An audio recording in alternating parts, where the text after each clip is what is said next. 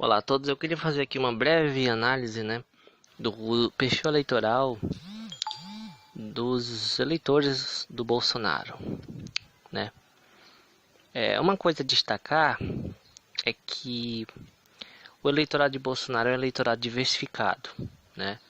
Tem muitas mulheres, apesar da maioria dos eleitores dele serem homens, mas muitas mulheres também votam nele. Muitos jovens, muitos adultos, muitos mais velhos, então não é uma questão de idade. Por classe social também, apesar dele ser a maioria dentro das pessoas de classe média alta, né, e pessoas ricos, muitos pobres também votam nele. Então não é uma questão social. Então, afinal, o que define o eleitor de Bolsonaro? Por que alguém vota em Bolsonaro? Para isso a gente tem que entender a situação do país, né? E uma situação geral da sociedade brasileira também. Então eu vou tentar aqui explicar um pouco a cabeça dos eleitores dele, né? E vou dividir entre alguns eleitores, né? Não é só um tipo de eleitor de Bolsonaro, tem vários tipos. Eu acho que esse é um dos grandes triunfos dele, né? Não é um grupo só específico, não é só uma motivação, tem algumas motivações. Uma delas vem relacionada a uma grave crise que o Brasil vive em relação à segurança pública. Além da questão política e econômica, o Brasil vive uma crise enorme na segurança pública. Vou falar só um pouquinho dela. Nos últimos anos, o crime organizado tem crescido muito no Brasil, tem ganhado muito poder e tem tomado de conta de grandes regiões aí do país. E isso, sem dúvida, gera uma situação de descontentamento por parte do poder, né? Por parte das pessoas em relação aos governantes, que pouco tem feito em relação a isso, né? E é natural e é muito compreensível que as pessoas cobrem isso e se sintam descontentes com os governantes devido a essa situação. O problema é que as pessoas não analisam muito de forma crítica essa questão. Elas querem uma solução fácil para as coisas. Aí eu já entro no problema da sociedade brasileira.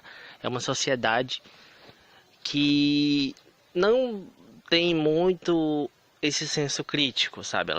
As pessoas não estudam muito essas questões, né? A gente tem uma educação frágil que não ensina muito bem questões desse tipo.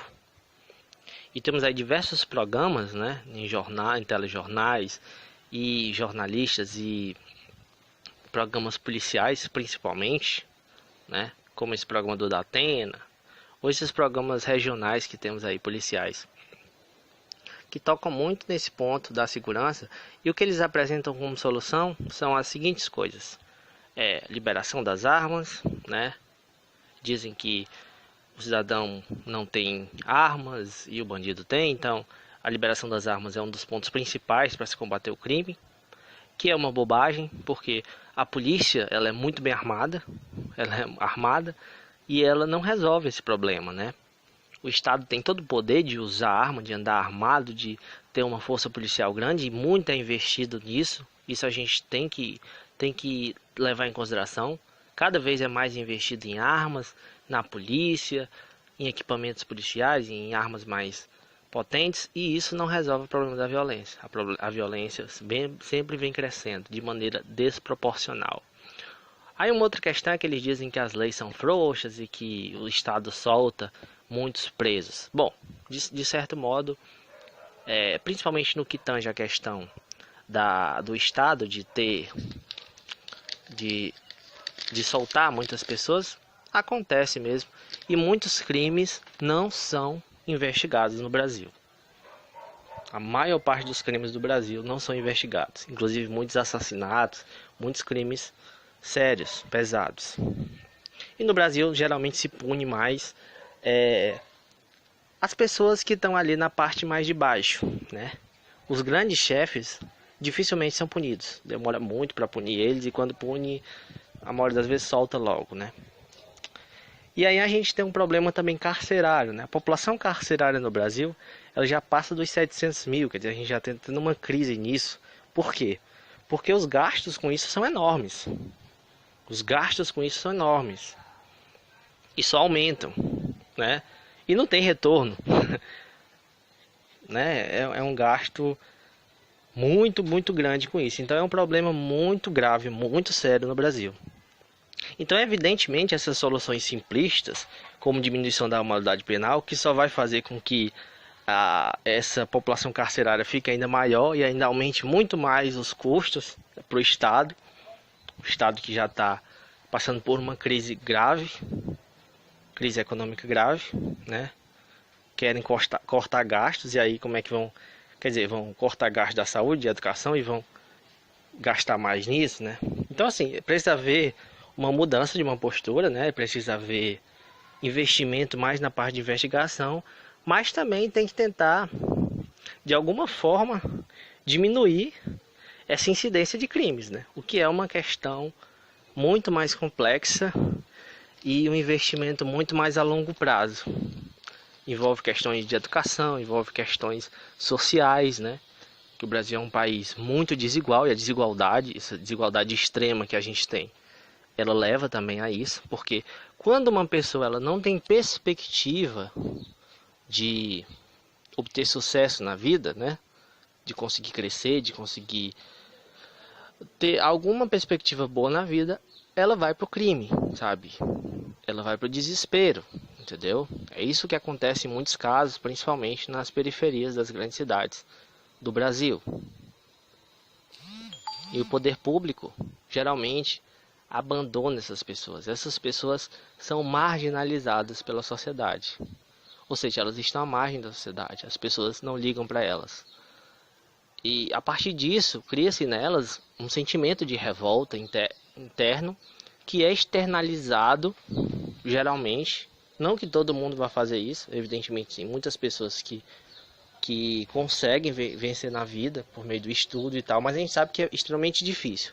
Mas outras, bastantes pessoas também, externalizam isso entrando para a criminalidade, né? Então, assim, é uma coisa que tem que ser trabalhada durante muito tempo. E no Brasil, questões relacionadas a investimentos de longo prazo, assim, de coisa para 10, 20 anos, elas não são feitas, porque a maioria dos governantes, geralmente quase todos os governantes, eles só pensam no seu governo, né? Eles pensam em fazer coisas que sejam vistas ali pela população rapidamente, né? Que as pessoas vejam que está fazendo alguma coisa, né? Fique bem aparente e não importando muito os resultados, mas que as pessoas vejam que está fazendo. Por isso que eles investem na força policial, né? Eles investem nos policiais na rua e tal, porque a pessoa vê, tem aquela sensação de que o governo está fazendo alguma coisa, mesmo sabendo que isso não resolve o problema, né? Então, assim, os eleitores do Bolsonaro, eles são pessoas que, influenciadas pela essa mídia e por uma educação péssima, né? Que a solução para isso é liberação das armas e diminuição da maioridade penal, né? Como a maioria dos partidos não defende isso, né? Apenas praticamente a extrema direita defende isso. E por isso que as pessoas, muitas, migram para ela. Então já aí meio que defini de forma rápida, né? Tentei ser breve, o primeiro perfil eleitoral dos eleitores de Bolsonaro.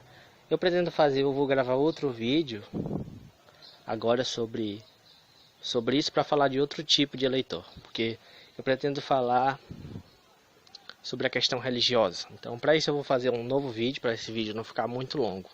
Mas desde já eu agradeço a todos, quero que vocês comentem aqui no canal para mim saber o que vocês pensam a respeito disso. Será que eu falei alguma coisa errada? Se eu falei alguma coisa errada, você pode comentar aí, fazer sua crítica, fazer sua sugestão, fazer sua análise pessoal sobre esse tema que eu falei. E até o próximo vídeo aqui sobre uma outra parte do eleitorado de Bolsonaro. Agradeço a todos. Até mais. Olá a todos. Eu queria fazer